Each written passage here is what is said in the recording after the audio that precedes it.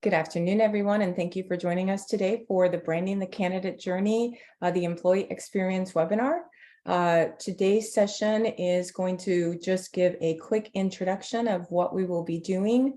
In the agenda slide, you can see that we will run through the candidate journey, talk about a few areas within that journey, and how you can use branding throughout all of those to make sure that your candidate is having the best experience possible. And then, as I mentioned, we will go into Q&A at the end. We have had two previous sessions around the employee experience and the candidate experience. The first one covered the product piece of the experience. The second one covered the process. And today's session is going to cover the people. Obviously, while product and process are important, without the people, none of it works. So as we talk through it, you will notice that the employee life cycle starts with recruiting and hiring. So recruiting and hiring is what we are going to talk about today the most. However, we are also going to go into how you can continue to brand the candidate or employee experience once they're onboarded throughout the onboarding and engagement piece. As I mentioned, we have done two previous sessions on the employee experience. Both of those replays are available on our website if you'd like to go back and look at those. One of them is around recruiting, which covers Oracle Recruiting Cloud, and the second one is around journeys. With that, I'm going to kick it over to our speaker today, Rachel Takulat. Rachel, go ahead and get started. Good morning, everyone, or good afternoon on the East Coast. It's still morning over here. A little bit about me. My background is in, jumped a little too far. My background is in talent acquisition and recruiting with some focus on recruitment marketing and candidate experience specifically. I have worked extensively through career website design, candidate pools, campaigns, and really learning how or teaching employers how to build out branding within the Oracle Recruiting Cloud to create a consistent experience for candidates across the board. And so that's really what we're going to talk about today. Really just setting the stage here to understand how your employer brand, your recruitment marketing all kind of ties into the candidate experience. And at the end of the day, really, you think that the position comes from a hiring manager role, and then it goes to recruiters, and then goes to candidates. But in order to make that process easier and cut down on time for your hiring managers and your recruiters ultimately, and save you some money and some churn and things like that, you have this ability to streamline those processes and build a flow across that creates this journey for candidates that allows them to get the information they need. And at the end of the day, the goal is to get the correct candidate, which will allow the recruiters to do their job easier. So once we move into that, we really are going to talk about that journey and how they experience, how a candidate experiences Oracle when they're coming in, and how we can make that as easy as possible so that our recruiters don't have as much burn time on roles. When we talk about the candidate funnel, I'm sure that many of you are aware what the candidate funnel looks like. I don't want to assume that you don't. From the inception of a role all the way down to the moment that they're hired, or even the moment, starting at the moment that a candidate knows you exist, there's things that you can do within the ATS, within Oracle Recruiting Cloud, and some things within Oracle Booster, Recruiting Booster, that allow you to really streamline that process. And within each of these phases, there's specific things. So for awareness and attraction, you're going to be looking at third-party integrations, Google Jobs, and going to move through into consideration. This is where your career site, your understanding of personas, and personas actually live outside of Oracle, but they are the basis for what you build out in Oracle. So once you move through consideration, the candidate's really trying to decide if they're going to go with the company or not, and that's when they convert into a candidate rather than a prospect. At that point, it's really the one-on-one messaging, the application flows, and then we move into screening, really understanding how those integrations work with HireRight and things like that. Sterling is another example. And then ultimately at the hire phase, you're trying to continue that communication with them so that they don't fall into a black hole of no information. You're going to see a lot of information in this deck that is things that have already been done at other organizations. These are projects that I've personally worked on and our team has worked on. to show you kind of a broader view of the abilities within the system to brand this experience, really giving you idea that you don't have to use an additional CRM to get many of these things that you're seeing on the screen. And ultimately continuing that on once they get to employee level, as mentioned by Madeline, that you can continue that with the opportunity marketplace, the contextualized journeys, and really just put them back in the funnel when they're, maybe they're done with their job, they want a new one. So put them back at the top and you continue them through. So it kind of looks like a cycle. But really where we're going to focus today is the consideration and conversion sections. We're going to talk a little bit high level at the top and the bottom of this funnel, but the core areas where we're going to really talk about what ORC can do, or what you can do as a hiring manager or as a recruiter or as an HRIS lead to optimize that for the candidate to ultimately make the job easier for the recruiter. When we talk through this, it's really important to understand who you're talking to. So the very first thing that needs to happen is for a candidate persona to be developed. So if you don't know who you're talking to at each one of these phases that we talked about previously, you're not going to be able to optimize those for the specific candidates. So you want to know who you're talking about. This is an example of just a fun persona that was put together, really basic. This isn't really anything specific, but just gives you an idea of the things that you need to know about who you're talking to so you can bake that into your materials that you're going to build out in the system. And as we talk about this, you know who you're talking to now. You've created the persona, but now at each stage, you can start to think about what does this person want to consider at this phase. At each phase, there is different questions that a candidate is going to be asking. There's different considerations that they have. And all of those are contextualized by what the candidate themselves may need. So maybe it's a mid-career individual. They're going to have different considerations within the conversion phase than someone who is, say, a VP. Those are different conversations that you're going to be having. And so the idea here is to understand that the basis of all of the things that we're going to go through in this process will need some contextualization and some front-end work for you to build out those personas and understand your candidate more directly. Now, with awareness and attraction, this is where you start to source your quality candidates, right? And this is really a funnel. This is borrowed from the sales funnel. However, when you think about a sales funnel, you're trying to get everybody in and then get the most sales you can. When you're thinking about a candidate funnel, you're really trying to get the candidates that are the best candidates. So you may bring in 50, but ultimately you only need one, right? So you're going to pull them in through your job boards, through your social media posts, through your recruiter outreach, and various other things. These are examples. And then you're going to stream them into your career website, right? There's no way they can get around getting to the career website. They have to put in their applications somewhere. So that's where we're streamlining them to. And the goal here is to get the right candidates into that career website. Now, you can bring everybody into that career website and filter them on the career website, but at some point it's easier just to filter them up top and drag them in. The right ones. In that attraction and awareness phase, you're really looking at the job board integrations that are available within the system. You have Quest, or eQuest, you have a couple of different options that will allow for job board scraping. Same with LinkedIn, Indeed. Those are also the functions that will allow you to do more of a profile import, not quite an easy apply, but more in that method. Those are things you can set up. You can also enable Google for Jobs, which allows you to get more information out to candidates on a broader spectrum. So when they go into Google and maybe they're just searching for a keyword, they're going to see your jobs when you start to enable that, instead of having to go to LinkedIn or Indeed and come across it through their search algorithms. Next is your recruiter outreach. This is really your hiring events, your sourcing, your candidate search, your retargeting of campaigns. So when it comes to hiring events, there is new functionality with Recruiter Booster that can be added. This allows candidates to go to the career website, search for jobs, and not only filter those jobs by actual requisitions, but also filter by hiring events, and then attend and register. And then that streamlines into your back end, so you can pull them into campaigns and communicate with them and assign them into actual applications or requisitions. So it's some great functionality that is at that top of the funnel that allows you to bring in more candidates and really filter through them.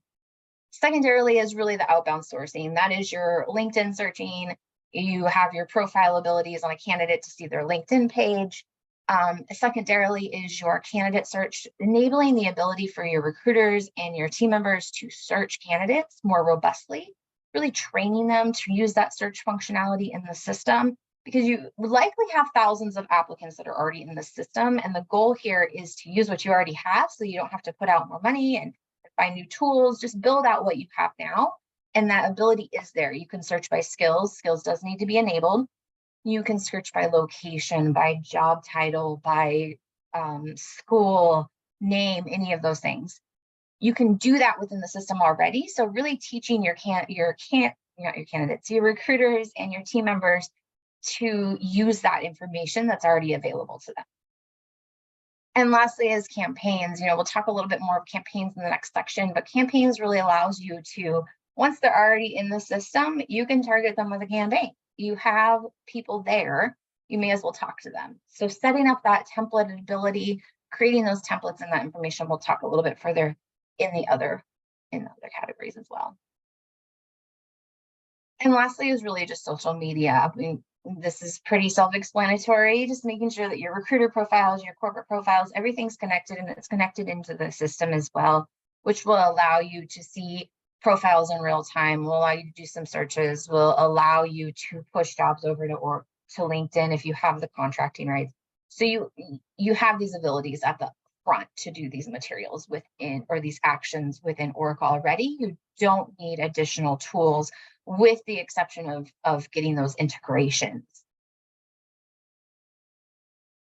Now, this is where the bread and butter is. We really want to focus on this consideration and conversion. And when a candidate is in the consideration and conversion space, they're really trying to decide if you're the right company, and then they're trying to take the action of actually applying. So that really leads us to the career website, which you then can use to enable talent communities. You can get people in and signed up, and then you can target them with campaigns. Alternatively, they could have already signed up a long time ago, and maybe they're just in your system as a prospect or an old applicant. And in that case, you could actually do this in the opposite flow. You could take them into a campaign and then to the career site again for an application directly to the rep. But either way, you're going to eventually land over here on job descriptions, which is where they can apply their requisition. And that job description content is going to convince them to really put in their application, right? So each stage is an ability to convince and persuade a candidate into applying, and to also allow them to self-filter out. You want to give candidates the clear understanding of what a role is within the system and within your organization, so that they are filtering themselves out. You don't want to talk to 50 applicants that have no experience and are not the right fit for your job. You want the right candidates to talk to, and you want to filter through the good candidates. So in this case, you really are using this information you're providing to allow candidates to self-filter in and self-filter out. Talk a little bit about the website first. So when you're looking at your candidate experience, the career website really gives the overall picture of what you are as a brand, what you are as a company, what you stand for, what your benefits are, what all those, your EVP messaging should live here. What I'm seeing a lot is that companies are using external sites and then linking over to the Oracle site, or ultimately just having their Oracle site be only a search platform with no information. And what's happening there is we're adding layers to what the candidate has to filter through to get to your actual requisition. They have to go through your corporate site, and then they have to get to the search page, and then they have to search the jobs, and then they have to click on it, and then they have to go through the process. And then in order to get back to that, to check on their profile, they have to go through that whole process again, because the link is kind of buried, right? But if you can send them directly to a career website that is hosted in Oracle, you've eliminated 4 steps already. They don't have to do all those things. That information is right there, and their login is at the top right corner. So I'm really seeing that a lot of people are not using the job descriptions and job specific media and really marketing at that level. And there's no custom messaging, and there's that extra layer within organizations, within their career websites. So we can combat that by creating a robust career site within Oracle. And in order to do so, you really just need to go in and think about your brand based on all the things we talked about already with your funnel and your candidates and what they're speaking to or looking for in each phase. And you can bake your marketing and brand into here. So this is an example of a site that I built that shows the home search page and then some search options, the results. In this case, there's not a ton of brand information. There is some in the menu, you can find it, but it just gives an overall feeling of the brand. It's not simple and plain and missing context, right? There's a distinct difference in the feel between this and this feeling. These are two very different feelings. And if you want to communicate to a candidate why they would join your organization, the biggest need there is to give them feelings. Once you give them a feeling, they then are connected to it and they may want to take the action.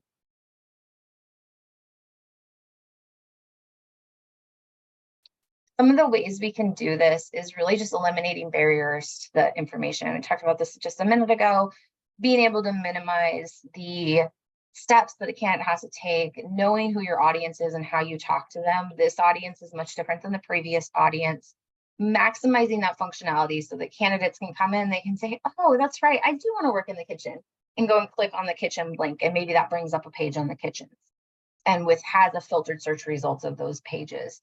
Additionally, you can bring in your brand. You have these abilities now that there's been some updates with 23A and 23B that really allow you to fully customize your career website in Oracle, just like you could in any other platform, WordPress, Drupal, any of those things. You can do very similar activities. Now, there is some structural components that you'll have to learn how to work with and move around, but in general, you can give the same kind of feeling that you would with any sort of platform and on your corporate website. So link these over, make them match your corporate website, and then stick to one career website is the biggest goal here. In addition to tying in any of your messaging. Here you'll see the local favorite since 1976. That's a great tagline. That's better than saying maybe search open jobs, right? You're tying in some of your language from your brand and from what you want to be known for as a company. Or as an employer, I should say.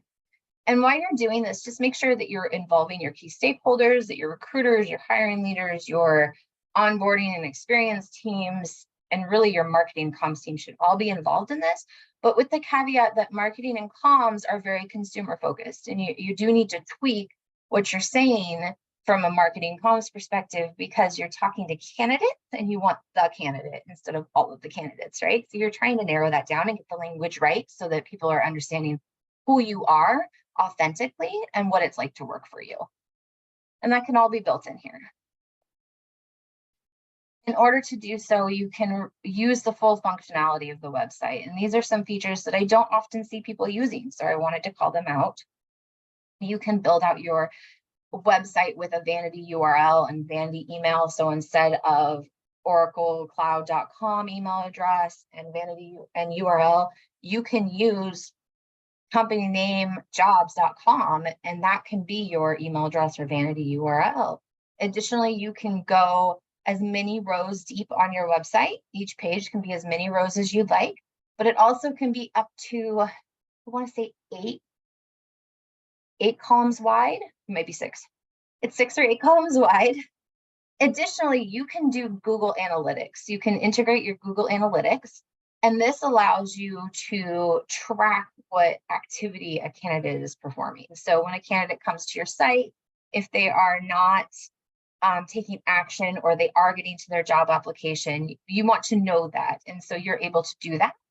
Additionally, with Google Maps, there's some other fun integrations you can do. The biggest thing I want to call out here is you can do multi-page and multi-site support. So you can have multiple career sites within one instance of Oracle, and you can also have multiple pages per site. And I do not believe there's a limit on pages, but you're able to build those out as robustly as you need, just like your corporate website.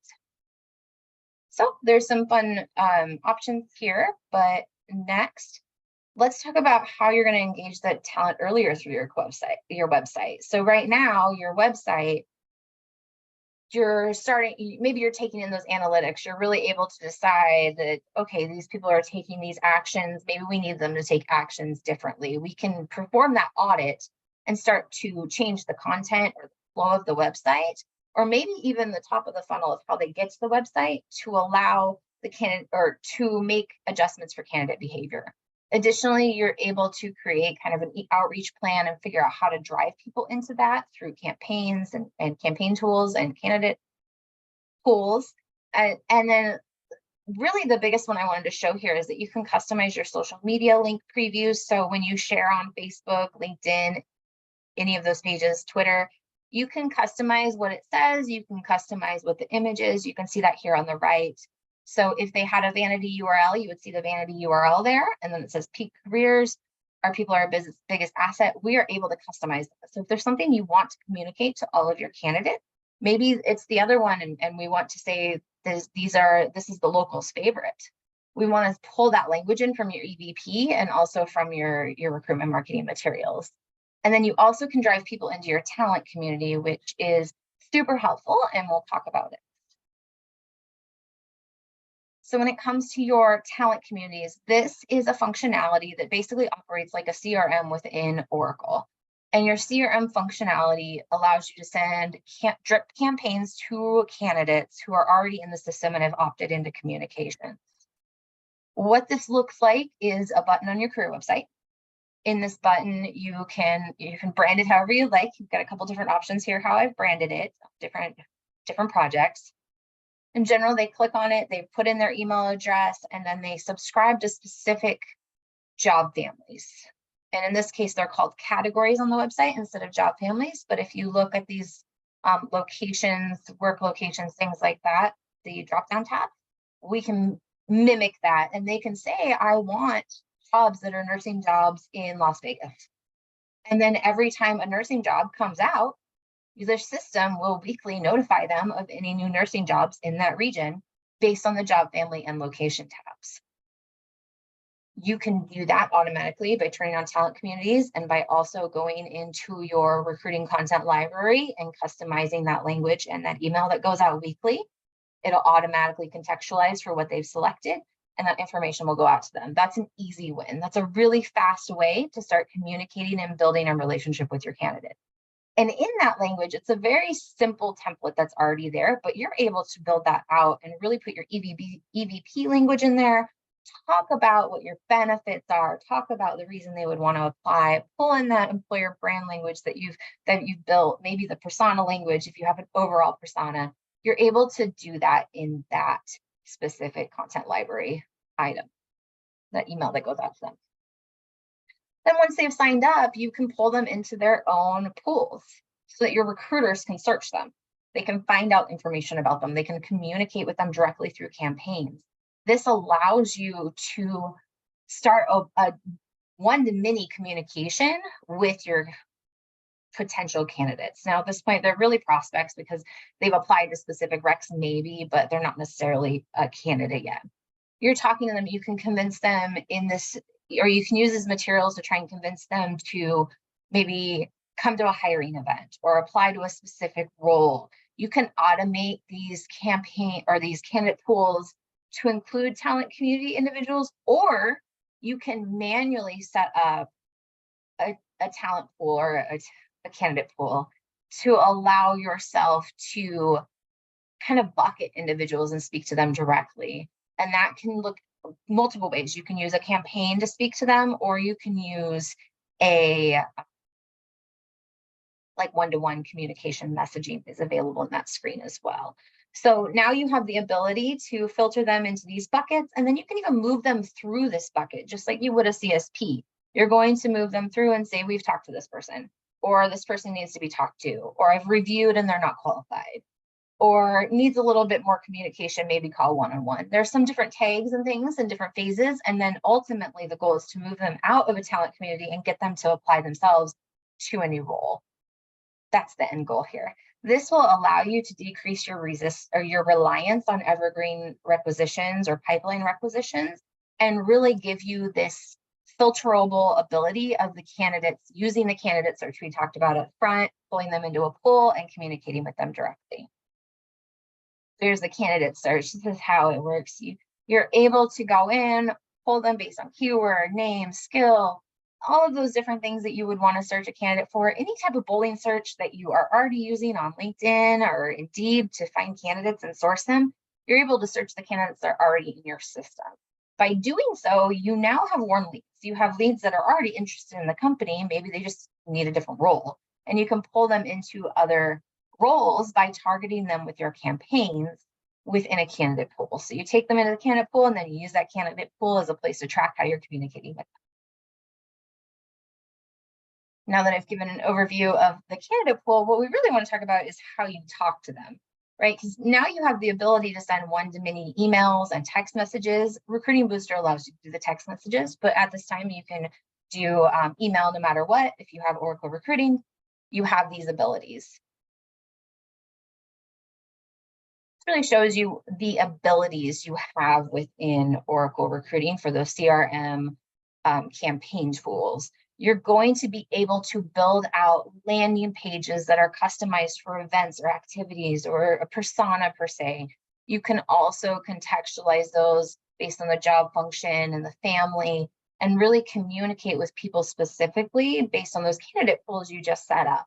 We can go in, we can pull in this branding material, we can pull in any photos you have, any types of language or colors. You can really build this out. It's a very simple campaign design tool that will allow you to do this.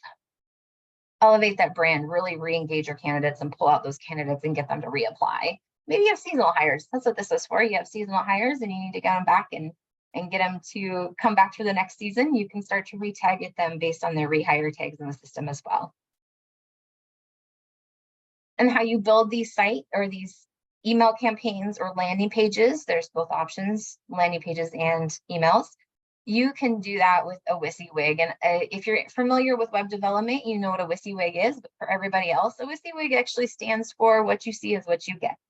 So when I go in here and I put in an image element, it's going to show me right on the screen what the image looks like. Same with the paragraph. It's going to show me right in that box what that paragraph looks like, which means that once you set up some templates for your recruiters, it can be very easy for them to go in, modify a little tweak here or there for the correct audience, and use those campaign templates to send out their own campaigns and not have to involve your marketing department, your recruiting leadership, your HRIS team. It can become very simple once those templates are set up and your recruiters are trained.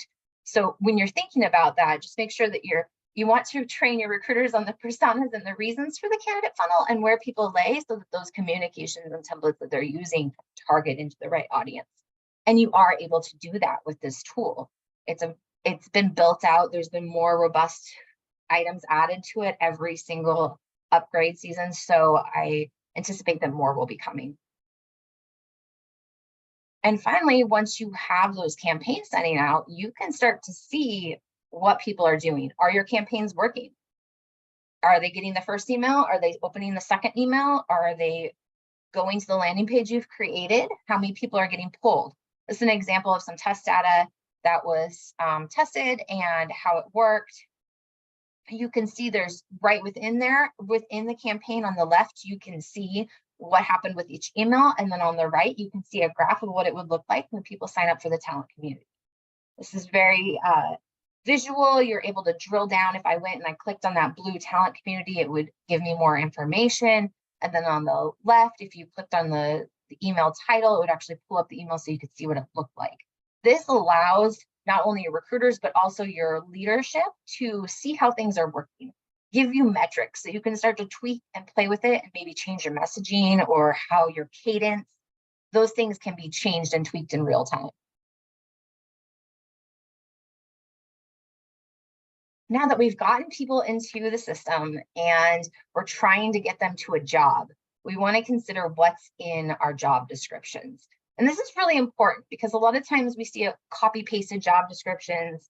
I don't know if any of you are familiar with Kat Kibbins and their Three Dogs Media, there are some very specific things here that you can do in your job descriptions. Definitely check them out if you need help in that arena, because there are ways that you can build out the language in your job description to give candidates the information they need in order to make a decision, and simplifying that. But the reality is, as you build it out, you want to make sure that you are building out in the job profile, the job descriptions, responsibilities, qualifications, skills, competencies, all of those things fit inside the job profile. And once you're in the job profile, you then need to pull it forward. So your rec template comes in, and your template is more of the framework. Your template says, this is where I'm going to pull in about the employer and the recruiting organization. This is how I'm going to pull in the media that displays on each application. And then those questionnaires that you have. I'm sure you have prerequisite questions or pre-screening questions that you want to pull in. That's where those live. So between the two of these, if you optimize each one in the Oracle system, you're able to merge them together. And that's how you get your job posting. And then your job posting really goes over to the career site, the job boards. It's listed internally on your internal jobs or opportunity marketplace.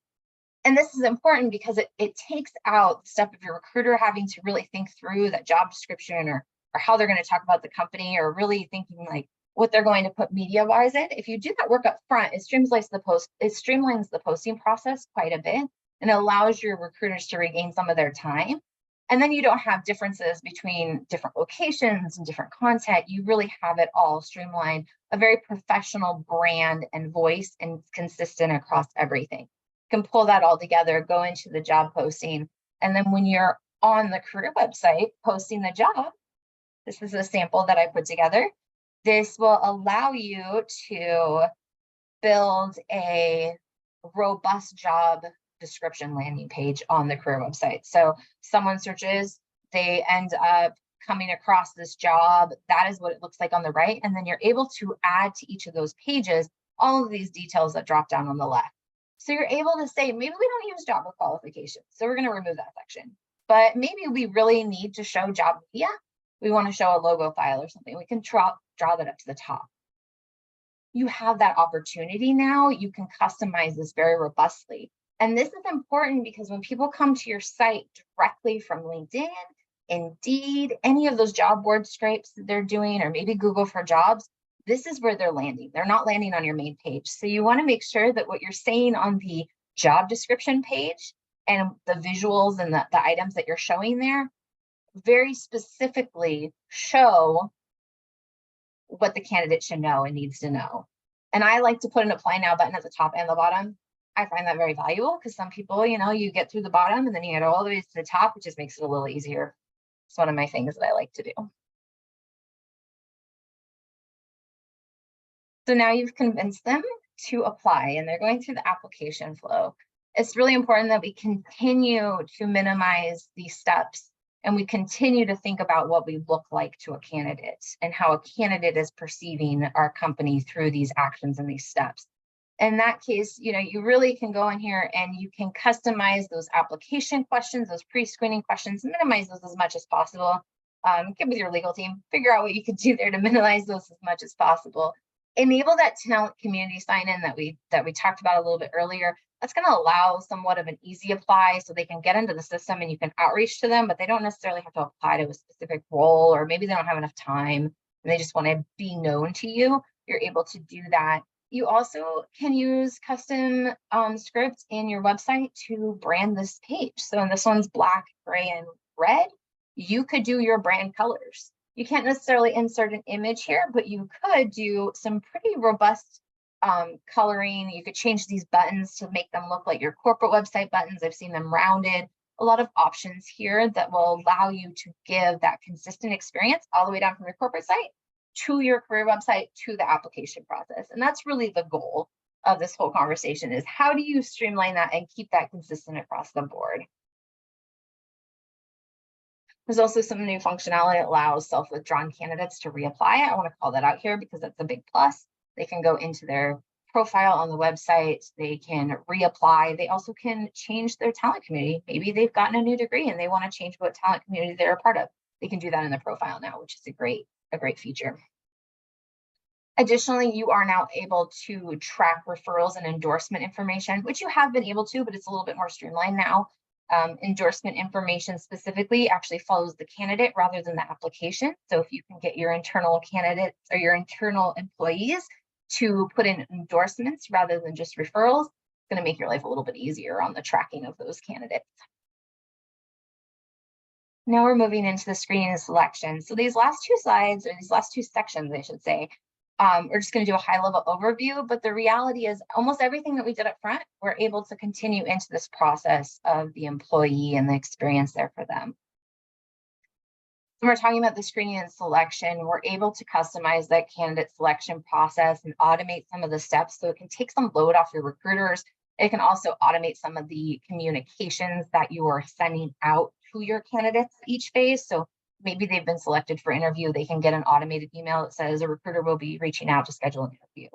Or maybe it says, sorry, you've been declined for the role, but it's very specific in their decline about the phase and the stage that they're at. You're able to do that within your CSP to ease that process on your recruiters and to communicate better with your candidates. You also can add your branding to your email content, and I'll show you a preview of that on the next slide. Scheduling is great. You're able with Office 365 to add scheduling. You additionally are able to have some more robust scheduling tools and self-scheduling for candidates if you add the recruiting booster. Some great functionality there to look at if you're looking to ease the burden on your recruiters going back and forth, especially if they're high volume. In this positioning of your candidates, we talked about this above with the recruiting content library, we can automate that and we can fill the rec at the rec fill, we can automate the disposition of your clients or your candidates. You can also at that phase send out communications manually, or you can have a template for the recruiters to trigger that will allow them to send out the disposition. And lastly, on the screening and selection is really just the feedback collection. You're able to lower that recruiter lift and ease that burden on the recruiters by collecting interview feedback from the hiring manager right in Oracle. You don't need to have an outside system. I know a lot of us have those outside systems, but there is a way to do it in Oracle that will allow you to streamline that process a bit. And then this is just an example of how you can personalize your communications with the candidate. So on the left is an out-of-the-box notification to the candidate that they were given a job offer and they need to log in and accept that job offer. What you can do is you can give it a more lively feel. So on the right, it's a very distinctly different feel where you have the brand imagery, they have the logo, you have the colors, you've really given them a button to click, you're giving them some excitement. That information is on the right, and then you've contextualized that with their name, maybe with the job title. You've also given them contact information for the recruiter so they know who to reach out to with questions instead of just saying from the recruiting team. Gives you some more information and gives the candidate a better feeling about the position. You can also automate after they accept their offer for them to get a series of emails that say, on your first day, you'll need that, sir, or whatever those onboarding emails are.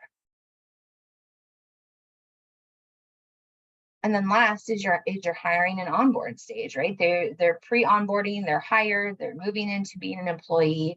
What does that offer letter look like? Same as the last page, you can make these letters customized, you can brand them, you can build in the look and feel of your company, and you can add more clarity to that notification.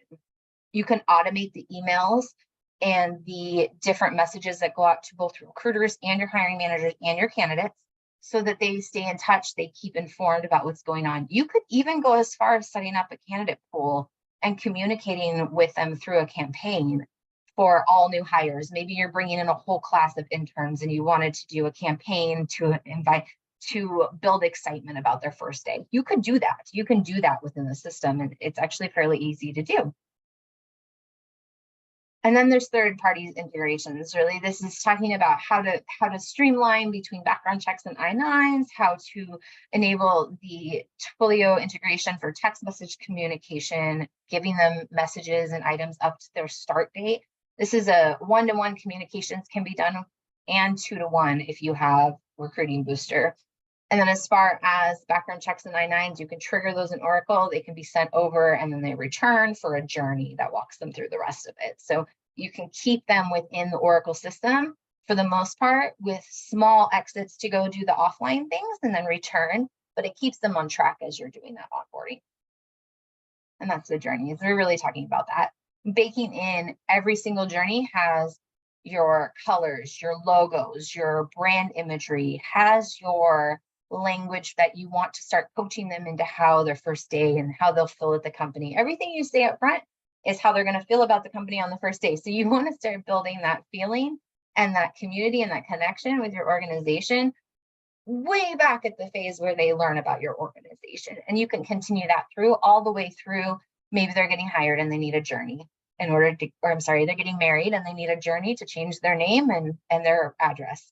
You can do that all the way through that phase, which will allow you to build cohesiveness and kind of drive that feeling and engagement. And that concludes all of the information I wanted to cover here. So I'm going to open the stage to everybody.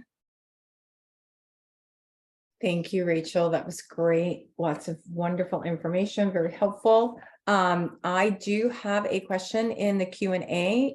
It did come from an anonymous attendee, but it does ask, are all those functionalities related to 23A and 23B, or were those available prior? And they're talking about vanity URLs, multi-row grid, etc. in slide 19. Or was 23A and B more related to slide 18? I will have to go look at slide 18 one moment. So we're talking here. This is 18. It's jumping, sorry. You had some of these abilities on 19 prior to 23A, but they have been more built out. And then the last 4 are specifically brand new to 23A and 23B. So the stuff on the top that doesn't say new is things that have been built out, but are not necessarily, they didn't necessarily have full functionality until we got to 23A. And then the last 4 are brand new. All right, hopefully that answers that question. And do we have any other questions? If you want to put them into either the chat or the Q&A, we'll take a look at them, or if you'd like to unmute and ask the question live.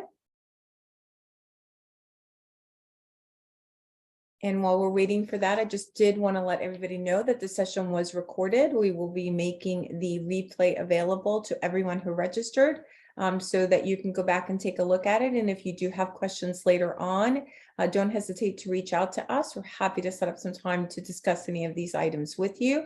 And make sure that you share it out with your team as well, in case anyone in your organization could benefit from this as well. I do see that there is one more question coming in, and it was, will the presentation be shared? So yes, it just answered that one, so we're good. All right, well, I think with that, that concludes our session today. Again, we appreciate the time. We hope that you found this valuable, and be on the lookout for future invites for other webinars that we will be holding throughout the year. Have a wonderful day, everyone. Thank you, everyone.